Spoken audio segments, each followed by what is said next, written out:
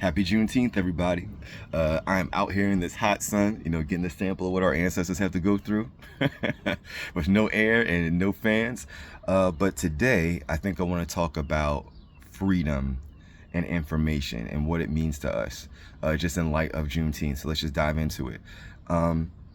Those of us that know the story about Juneteenth, in short, is that slavery was over and the slaves in Texas didn't know about it. And so it took some years, but the Union soldiers finally came and let them know that they were free. And that's how the liberation happens. Like, finally those slaves were free, even though they were already free, but they just didn't know it. And this is about to sound like a sermon already, but I want to talk to you today about what we know and what we don't know.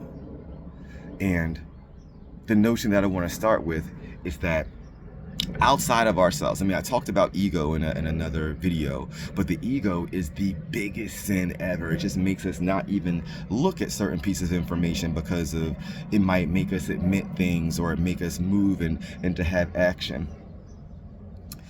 But what we need to know and what we need to agree upon is that there is a deliberate plot to give us misinformation.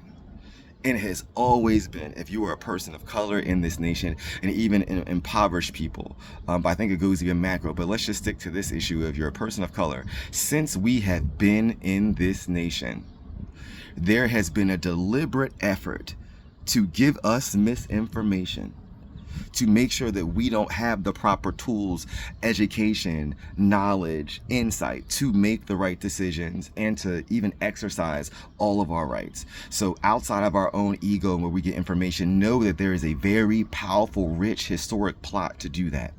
And what I'm saying today is that that plot is still today. Some of the facts about our black community are as stands.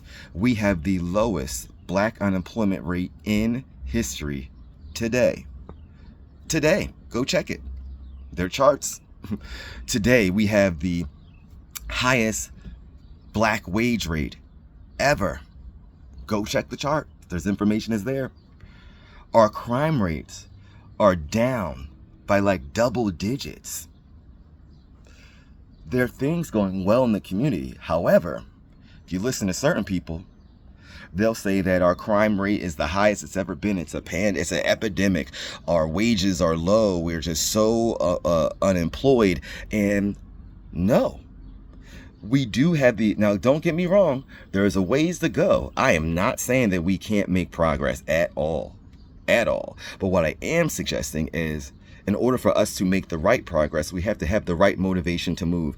If we think we're in a crisis and an epidemic, we're going to have crisis mentality. You're going to move in a crisis in a different way than you'd be able to move if you were in a planned endeavor. If you were in something that was actually going well incrementally over time, you don't just want to throw everything out at there.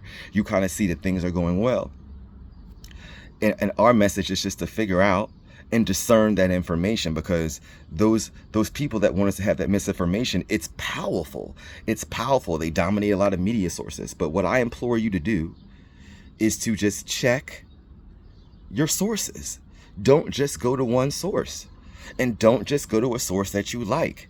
If you want to think about sources of the economy, go to your favorite political talking head, but also go to the Congressional Budgetary Office. Also go to the Wall Street Journal. Also go to, various other, the World Bank. It's a very diverse range of sources that you can go to check things. And you should want to do it, right? We shouldn't just hear something that we want to agree with and move forward. Like, think about what marketing is, right? Marketing is basically manipulation, and it's a whole industry behind it, and it's a science. They know the things that they can tell us that will make us think certain things, that'll get our emotions going, that'll make us not do research. And we have to understand that those tools are being used against us, and it's nothing against us and our own selves to go and try and figure those things out. So, not going to tell you what to do, but just saying, use discernment. Our ancestors died for the ability to have information to make the best choices for ourselves. So let's not squander that. Let's not be the slaves that didn't know they were free. We have the information, we have the power, and let's advocate for issues and things that are actually doing better for us.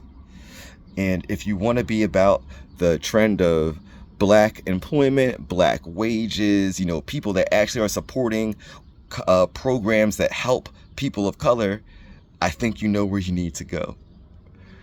So until next time, in the sweltering heat, happy Juneteenth.